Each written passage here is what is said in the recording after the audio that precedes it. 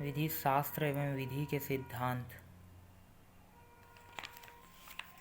प्रश्न 10वां page number 44।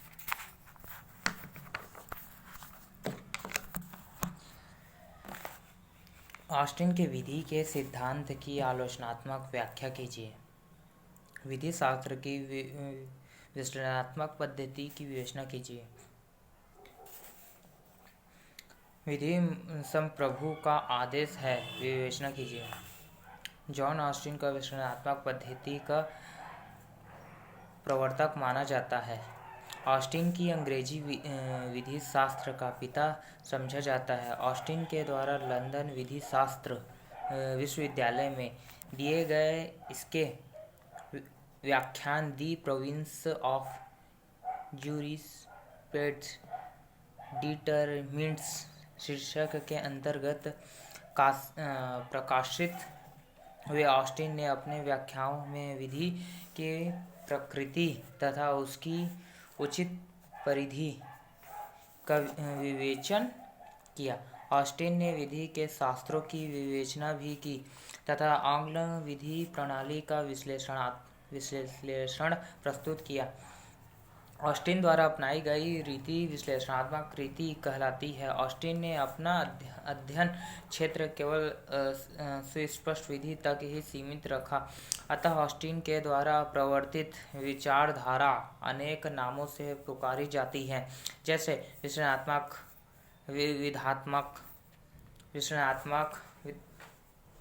विध्यात्मक। Professor Elon Austin की विचारधाराओं को आज्ञात्मक विचारधारा कहना उचित समझते हैं। यह नाम उन्होंने ऑस्टिन की विधि की कल्पना के आधार पर दिया था। ऑस्टिन की विधि की कल्पना। ऑस्टिन ने विधि को अग्रलिखित प्रकार से परिभाषित किया। किसी बुद्धियुक्त प्रणाली के जो उसकी शक्तियों के अधीन हो मार्गदर्शन के लिए अधिकृत नियम। ऑस्टिन ने विधि को निम्नलिखित रूपों में विभाजित किया। विधि वह विधि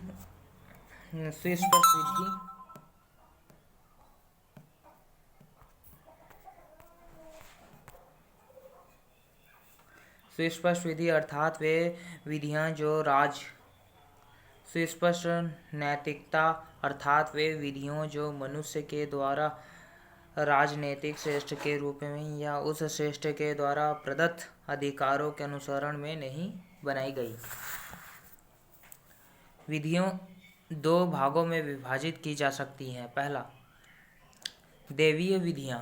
ईश्वर के द्वारा जो विधियां मनुष्य के लिए बनाई जाती हैं उन्हें दैवीय विधियां कहते हैं। दूसरा, मानवीय विधियां। मानव द्वारा मानव के लिए बनाई गई विधियों को मानवीय विधियां कहते हैं। ऑस्टिन ने मानवीय विधियों को दो वर्गों में विभाजित किया जाता है।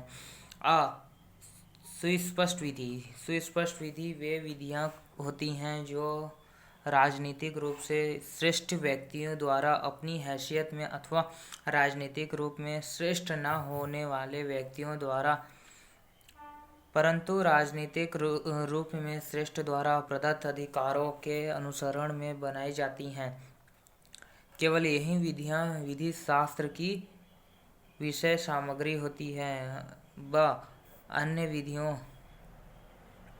अन्य विधियां वे विधियां हैं जो राजनीतिक रूप में श्रेष्ठ व्यक्तियों द्वारा अनेक द्वारा प्रदत्त अधिकारों के अनुसरण में नहीं बनाई जाती हैं।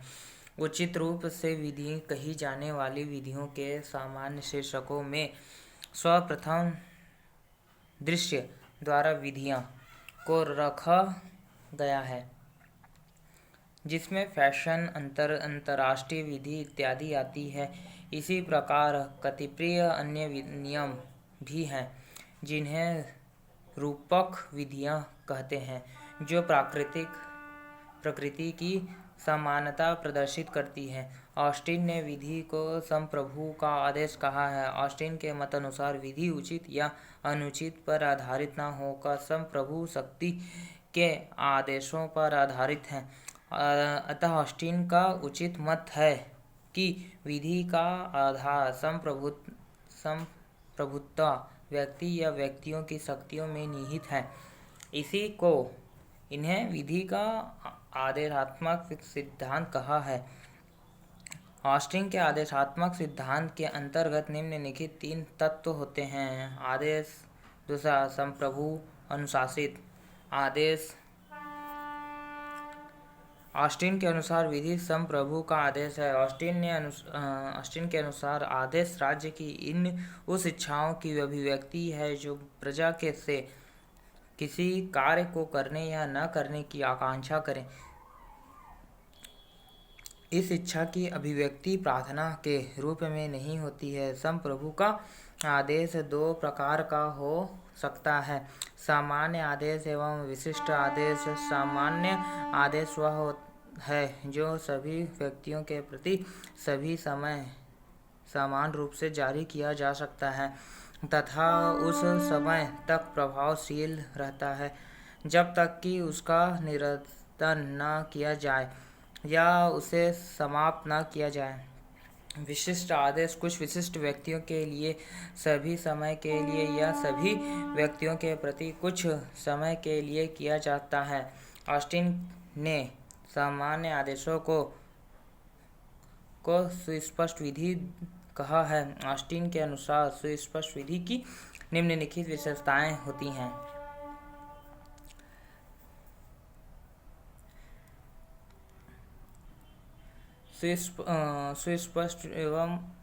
सुस्पष्ट एक प्रकार का आदेश होता है। यह आदेश सामान्य होता है। इस सामान्य आदेश को न मानने वाले को दंड दिया जाता है। संप्रभु, ऑस्टिन ने विधि को संप्रभु का आदेश कहा है। ऑस्टिन ने संप्रभु व्यक्तियों के 2 आवश्यक लक्षण बनाए हैं। प्रथम यह है कि सर्वोच्च शक्ति होनी चाहिए जिस पर किसी अन्य शक्ति का प्रभुत्व न हो, तथा द्वितीय यह है कि संप्रभु शक्ति इस प्रकार की होनी चाहिए कि प्रजा स्वेच्छा से उसकी आज्ञा पालन के लिए इच्छुक हो।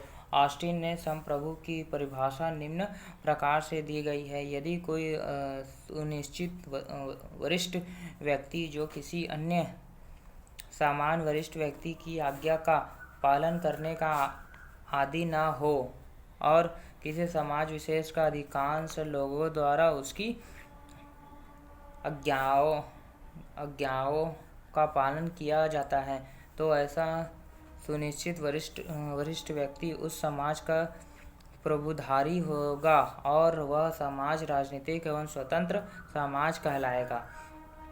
ऑस्टिन के द्वारा बनाए गए दोनों ही लक्षणों को संप्रभु में होना चाहिए।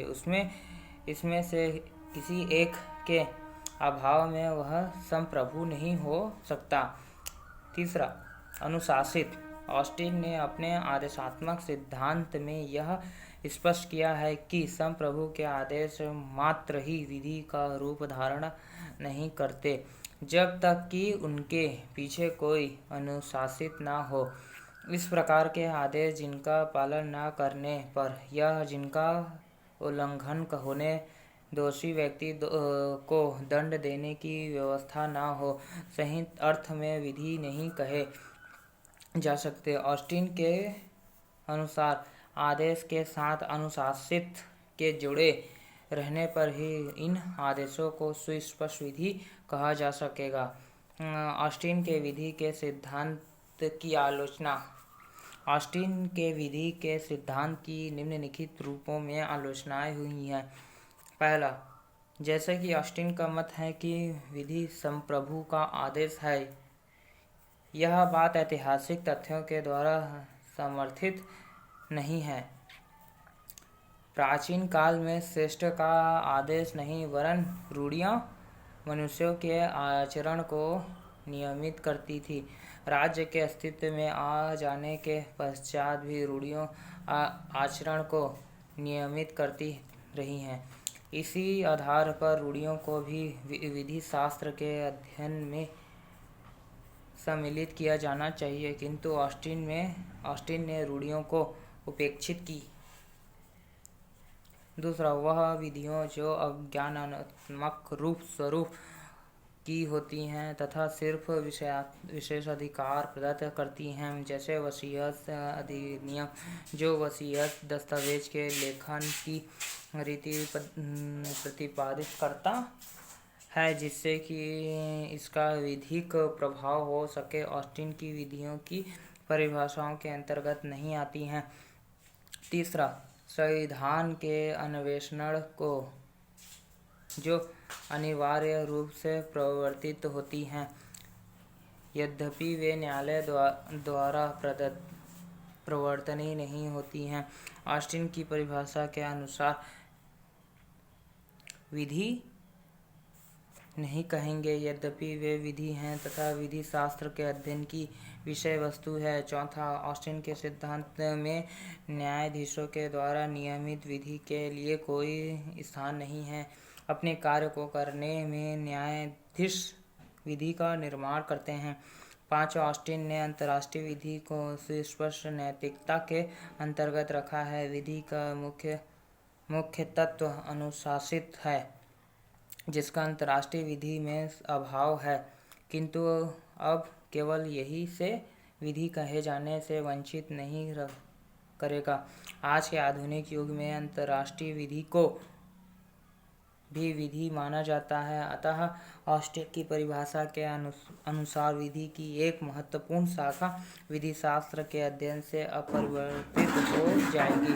छठवां, ऑस्टिन के मतानुसार यह मात्र अनुशासित ही है जो मनुष्य को केवल विधि के पालन के लिए प्रेरित करती है। लॉर्ड बाइस ने इस बात की आलोचना की है। बाइस ने अपनी पुस्तक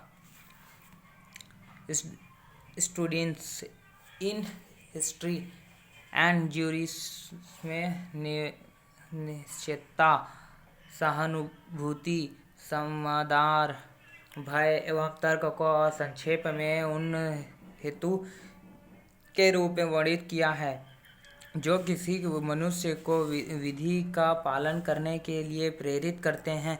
राज्य की शक्ति व अंतिम वस्तु वह बल है जो विधि का पालन करने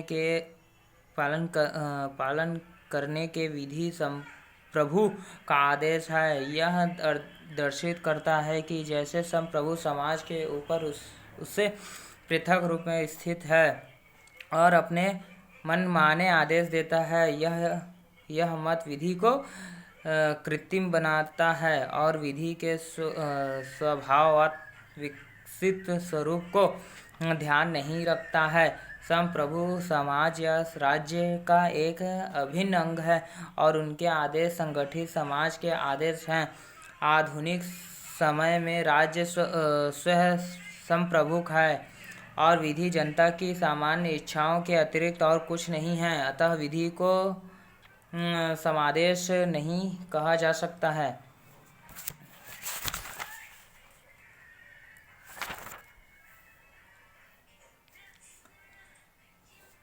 आठवां, ऑस्टिन के अनुसार विधि का नैतिकता से कोई संबंध नहीं है, किंतु यह सही प्रस्थापना नहीं है। विधि स्वेच्छापूर्ण समादेश नहीं है, जैसे कि ऑस्टिन द्वारा कहा गया है कि वरन यह एक कथित प्रकृति का विकास है। इसके अतिरिक्त विधि का विकास सोच समझ कर किया जाता है और यह एक निश्चित लक्ष्य की ओर निर्दिष्ट की गई है। इस प्रकार यह सदाचार संबंधी और नैतिक तत्वों से पूरी तरह रहित नहीं है।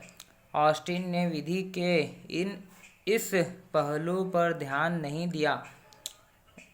इंस्टीट्यूट ने विधि को सामाजिक तथ्यों के रूप में परिभाषित करते हुए ऑस्टिन के सुस्पष्ट विधि सिद्धांत को अमान्य कर दिया।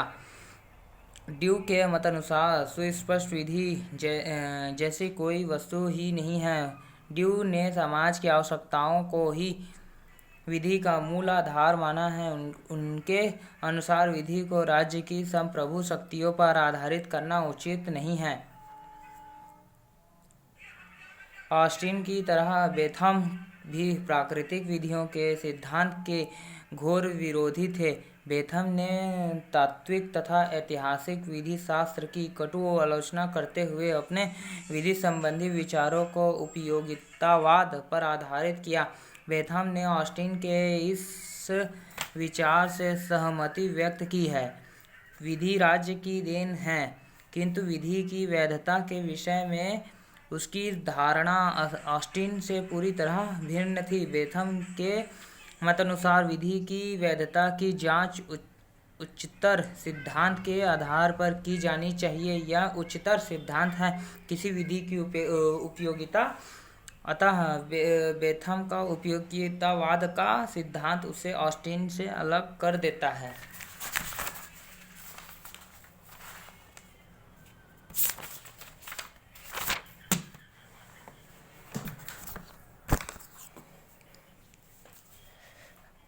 प्रश्न 10वां ब। सामाजिक पद्धति के उदय के क्या कारण थे? सामाजिक पद्धति के क्या आधार थे? सामाजिक पद्धति के उदय के कारण। सामाजिक पद्धति के उदय के निम्नलिखित कारण थे। पहला, पॉइंट नंबर 1, लोगों का वैकल्पिक अधिकारों से सामाजिक कर्तव्यों की ओर अधिकांशिक झुकाव। यह इसलिए था जनसंख्या की वृद्धि, ब वैज्ञानिक उन्नति, स औद्योगिकीकरण का विकास आदि। नंबर 2, राज्य द्वारा व्यक्तित्व क्रियाकलापों में अधिकांशिक हस्तक्षेप। पॉइंट नंबर 3, ऐतिहासिक पद्धति के द्वारा विधि एवं समाज के परस्पर संबंधों, उनकी अन्य योग्यता और अनेक एक दूसरे के द्वारा एक दूसरे पर प्रभाव आदि पर अधिक जोर। चौथा, विश्लेषणात्मक पद्धति की सारभूत कमियों एवं उनकी व्यावहारिक असफलताएं। पांचवा, विद्रोह एवं वर्ग संघर्ष के फलस्वरूप विधि की सामाजिकता पर अपेक्षाकृत अधिक धनाकर्षण। सामाजिक पद्धति का आधार। सभी सामाजिक पद्धति के क्षेत्र को अंतिम रूप से निर्धारित करना असंभव है। इस पद्धति के विचार वस्तु में भिन्न आधारों से होकर निकल रहे हैं, किंतु इन विभिन्न विचारधाराओं के अंदर एक ऐसा सामान्य गुण है जो सभी विचारधाराओं को एक सूत्र में बांध कर उन्हें सामाजिक विधि शास्त्र की परिधि में रखने का प्रयत्न करता है। सामाजिक पद्धति की इन विधि सामान्य विचारधाराओं को हम निम्नलिखित प्रकार से लेखाबद्ध कर सकते हैं। पॉइंट नंबर 1, कुछ ऐसा सामाजिक विधि शास्त्रियाँ हैं जो वास्तविक विधि के अध्ययन के साथ साथ न्याय के आदर्शों की भी व्याख्या करते हैं। पॉइंट नंबर 2, कुछ ऐसे विधि शास्त्रियाँ हैं जो विधि के सिद्धांतों एवं न्यायिक आदेशों को एक दूसरे से अलग रख कर अध्ययन करते हैं। उसके अनुसार सामाजिक विधि शास्त्र नागरिक विधि के सिद्धांतों की खोज कर सकता है एवं उसमें नागरिक विधि के अध्ययों का भी निरूपण किया जा सकता है। परंतु नागरिक विधियों का कौन सा सिद्धांत सबसे किस नागरिक न्यायिक आदेशों उद्देश्य के साथ ठीक बैठेगा, यह सामाजिक विधि शास्त्र के अध्ययन।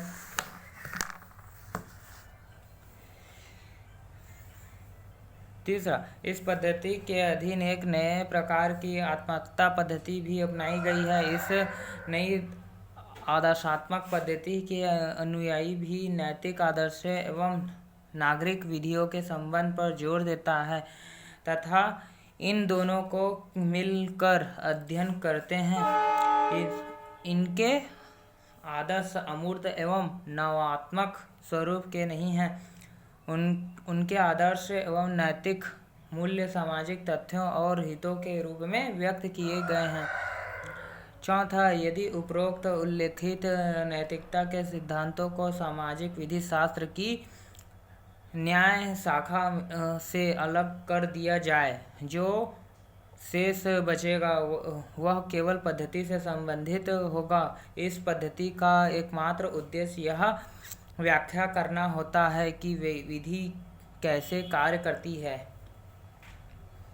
प्रश्न नंबर 10वां स, न्याय प्रशासन से आप क्या समझते हैं? न्याय प्रशासन की क्या आवश्यकता है?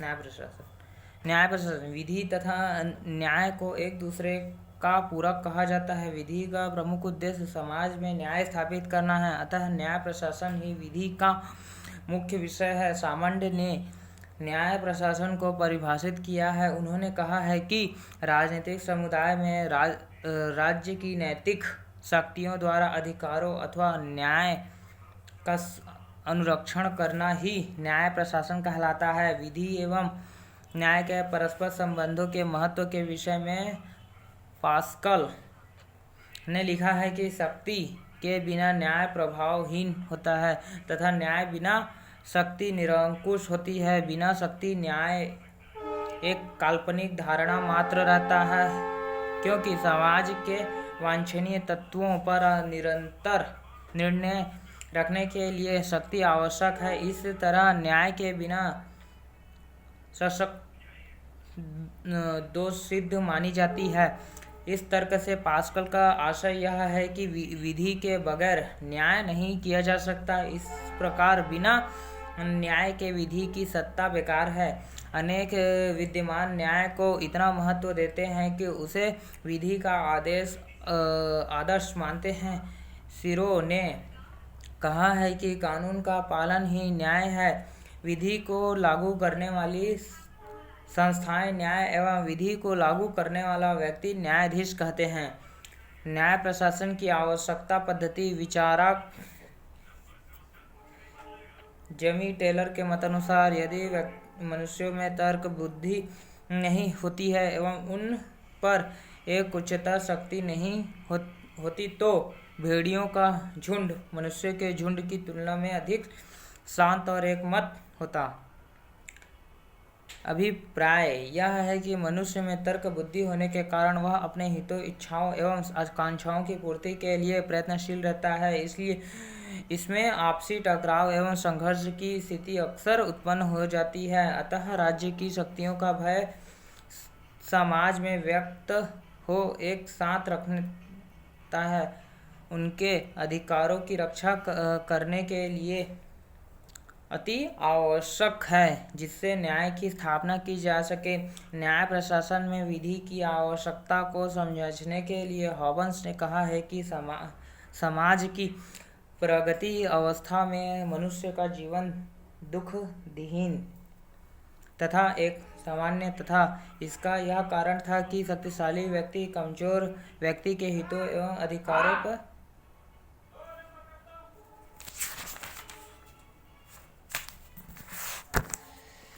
में अव्यवस्था तथा अशांति प्राप्त थी, किंतु सामान्य उच्च शक्ति अभाव में जीवन की असुरक्षा तथा आकांक्षा हमेशा ही बनी रहने की वजह से सामाजिक उन्नति या सभ्यता का विकास बिल्कुल असंभव था। दूसरे शब्दों में आदि महाकाल में समाज में व्यक्तिगत बदलने की भावना प्रबल थी। इस अराजकता से परेशान होकर लोगों ने स्वयं को एक श्रेष्ठ व्यक्ति की स्थापना समाज में सिर्फ न्याय स्थापित करने के उद्देश्य से ही हुई थी। सामंत ने यह स्वीकार किया था कि न्याय की स्थापना करने में विधि के पूरक के रूप में लोकमत का भी अत्यधिक महत्व है, परंतु यह उल्लेखनीय है कि लोकमत के संबंध का प्रभाव केवल उन सौम्य व्यक्तियों पर ही पड़ता है जिनकी अंतरात्मा शुद्ध होती है तथा सामान्य व्यक्ति पर लोकमत के संबंध में कोई प्रभाव नहीं पड़ता है। अतः न्याय प्रशासन की दृष्टि से विधि एवं लोकमत का संबंध परस्पर निर्भरता का, क्योंकि प्रभावशाली न्याय प्रशासन के लिए देश में स्वस्थ लोकमत होना आवश्यक है, जो कि स्वविधि एवं लोक बल पर निर्भर रहता है।